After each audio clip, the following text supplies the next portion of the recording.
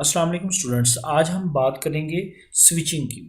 Students, हम पीछे बात कर रहे थे इंटर नेटवर्क की, जिसमें दो लोकल एरिया नेटवर्क राउटर्स के ज़रिए आपस में जब कनेक्ट होते हैं तो एक इंटर नेटवर्क बनता है जिसे हम स्मॉल आई से इंटरनेट कहते हैं।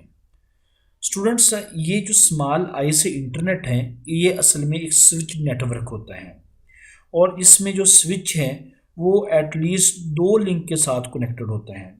और स्विच क्या करता है, ये डाटा को एक नेटवर्क से दूसरे नेटवर्क पर फॉरवर्ड कर रहा होता है। यहाँ आप अपनी इस डायग्राम में भी देख सकते हैं कि ये स्विच के ज़रिए एक नेटवर्क जुड़ा हुआ है, तो दूसरा देखें तो वो भी स्विच के ज़रिए जुड़ा हुआ है। अब स्विच का काम क्या है, वो डाटा को एक नेटवर्क से जब भी ज़रूरत होगी तो एक डाटा को एक नेटवर्क से दूसरे नेटवर्क की तरफ सेंड करेगा। तो आज हम इन्हीं स्विच के बारे में बात करने जा रहे हैं। जो स्विचिंग होती हैं ये दो तरह की होती हैं। एक आपकी सर्किट स्विच नेटवर्क होते हैं, दूसरा पैकेट स्विच नेटवर्क होते हैं। सबसे पहले हम स्विच नेटवर्क की बात करते हैं। स्टूडेंट्स, जो सर्किट स्विच नेटवर्क है वो एक डेडिकेटेड कनेक्शंस होते हैं, यानी जैसे आपका एक पॉइंट टू पॉइंट कनेक्शन होते हैं वो बिल्कुल इसी तरह होते हैं, इसको सर्किट भी कहते हैं। ये आमतौर पर दो जो एंड सिस्टम्स होते हैं उनके दरमियान अवेलेबल होते हैं। जो स्विच होते हैं ये क्या करता है, ये आपके उसको एक्टिव या इनएक्टिव बना देता है। आप हमें ज़रा इसके डायग्राम की तरफ चलते हैं। ये ज़रा अगर डायग्राम देखें तो अभी जो मैंने बात की है कि जो स्विच नेटवर्क है डेडिकेटेड कनेक्शंस होता है जिसे सर्किट कहते हैं। ये देखें, ये एक डेडिकेटेड कनेक्शंस है जिसे हम सर्किट बोलते हैं, यही इसको एक्टिव और इनएक्टिव बनाता है। तो आप देखें, ये एक साइड पे जो चार टेलीफोन है वो दूसरे साइड के स्विच के साथ कनेक्टेड है, यानी चार टेलीफोन के साथ है। हमने यहाँ पे टेलीफोन को यूज़ किया है बजाय कि लैपटॉप या कंप्यूटर के, क्योंकि हमारा जो सर्किट स्विचिंग है माजी के अंदर वो टेलीफोन नेटवर्क के अंदर ही इस्तेमाल होता है, लेकिन आज के दौर में जो हमारे टेलीफोन सिस्टम्स हैं वो पैकेट स्विच नेटवर्क पे शिफ्ट हो गए हैं।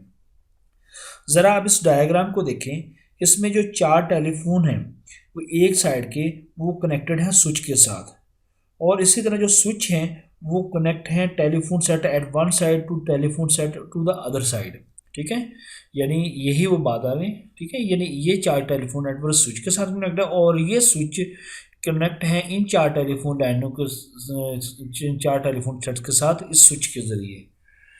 अब क्या होगा, अब जब इनके दरमियान कनेक्शन इस्टेब्लिश होगा तो जो हाई कैपेसिटी कम्युनिकेशंस होगी, ठीक है, तो आपका जो लिंक है उस पर ये फुल कैपेसिटी, यानी आप कह लें कि जब भी आपकी चार के चार टेलीफोन सेट हैं, इन चार टेलीफोन सेट के साथ कनेक्शन इस्टेब्लिश करेंगे तो आपकी ये high capacity line fully use हो रही होगी। इस वक्त ये एफिशिएंट, यानी जैसे आपके चार के चार टेलीफोन के कनेक्शन इस्टेब्लिश हो गए तो आपका कनेक्शन इस्टेब्लिश होने के बाद ये क्या हो रहा है कि तीनों कंटिन्यूसली एक से डाटा दूसरी की तरफ सेंड कर रहे हैं। अब दूसरा केस में आ जाए, आपका एक टेलीफोन सेट दूसरे आपकी साइड के एक टेलीफोन सेट के साथ कनेक्टेड है।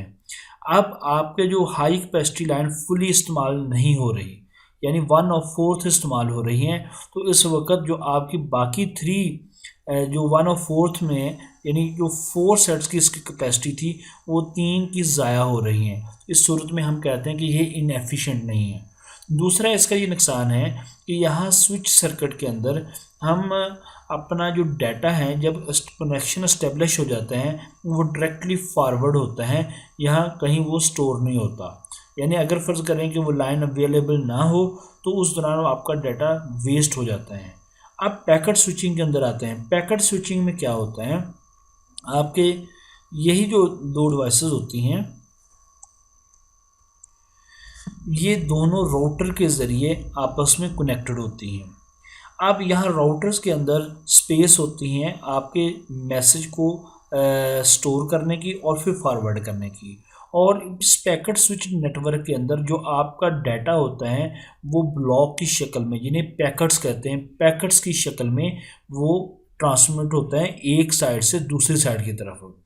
अब जैसा कि फ़र्ज़ करें कि यहाँ आपका एक सिस्टम है, वो डाटा सेंड कर रहे हैं दूसरे नेटवर्क के किसी एक सिस्टम को, तो उस वक़्त ये आपकी जो हाई कैपेसिटी लाइन है ये बिज़ी है।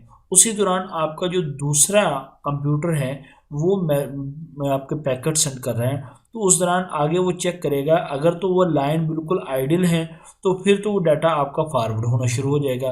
अगर उस दौरान लाइन आपकी बिज़ी हुई तो वह यहाँ आपके राउटर के अंदर क्विक क्यू के अंदर लग जाएगा और वेट करेगा अपनी बारी की। जैसे ये लाइन फ्री होगी वो डाटा सेंड होना शुरू हो जाएगा। ये पैकेट स्विचिंग के अंदर है, यानी इसमें स्टोर होता है डाटा, उसके बाद फॉरवर्ड होता है और डाटा यहाँ पैकेट्स की शक्ल में होता है। यानी सर्किट स्विच के अंदर ये था कि एक दफ़ा कनेक्शन इस्टेब्लिश हो गया आपका, फिर जब तक आप उसमें डाटा सेंड नहीं कर लेते तो उस वक्त तक वो कनेक्शन इस्टेब्लिश रहता था। अब इसके बाद हम बात करते हैं इंटरनेट की। अभी हमने पीछे भी बात की थी पिछले लेक्चर्स के भी अंदर, जो एक स्मॉल आई से इंटरनेट होता है, एक कैपिटल आई से द इंटरनेट होता है। जो स्मॉल आई से इंटरनेट है, जब दो या दो से ज़ायद जो नेटवर्क हैं आपस में कनेक्ट होते हैं इस तरीके से कि वो आपस में कम्युनिकेट कर सके। जैसे कि आपने पीछे एक डायग्राम देखी थी, ये मैं अभी फिर लेके चलता हूँ आपको उस डायग्राम की तरफ। यानी जब दो नेटवर्क, एक और एक ये नेटवर्क, दो नेटवर्क आपस में इस तरीके से कनेक्ट हो जाएं कि आपस में वो कम्युनिकेशन कर सकें, इस वक्त एक जो नेटवर्क बनता है उसको बोलते हैं इंटरनेटवर्क, और इसको आई स्मॉल आई का इंटरनेट भी कहते हैं, लोअर केस आई से। अब जब यही जो इंटरनेटवर्क हैं, जब ये हज़ारों इंटरनेटवर्क आपस में जुड़ते हैं तो एक कैपिटल दी इंटरनेट बनता है, ठीक है, यानी compose of the thousand of the internet. अब ये नेक्स्ट डायग्राम पर हम देखते हैं कि अब इनके ये कैसे काम करते हैं। ज़रा ये देखें, आपके ये एक बैकबोन होते हैं जिसे हम सर्विस प्रोवाइडर भी कहते हैं।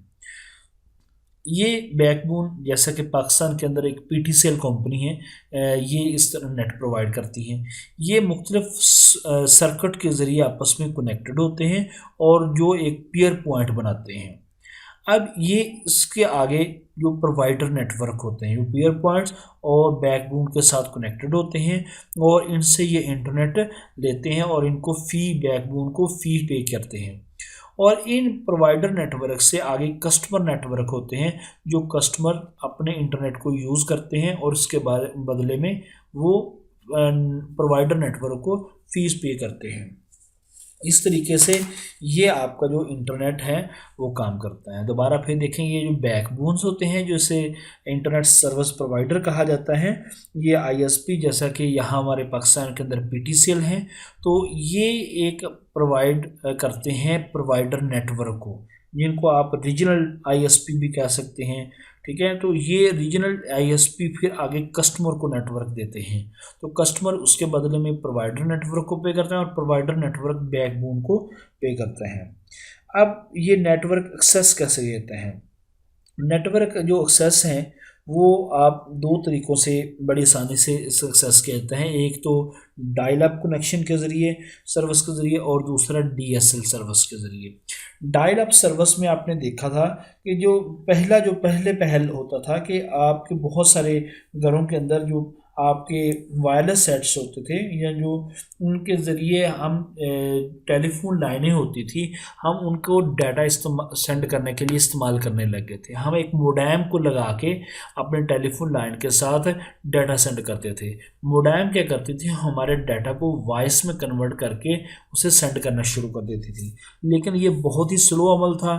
उसमें ये होता था कि आपका जो कनेक्शन था, जब आप डाटा इंटरनेट यूज़ कर रहे होते थे उस दौरान आप जो वॉइस कनेक्शन को इस्टेब्लिश नहीं कर सकते थे। उसके बाद डीएसएल डिजिटल सब्सक्राइबर लाइन आई, तो उसमें क्या था कि वो एक जब टेलीफोन कंपनियों ने अपनी टेलीफोन लाइनों को अपग्रेड करना शुरू किया तो उस वक्त ये डीएसएल सर्विस उन्होंने प्रोवाइड की, जिसमें आप एक ही वक्त में अपने इंटरनेट के साथ साथ अपनी वॉइस ट्रांसमिशन भी कर सकते हैं।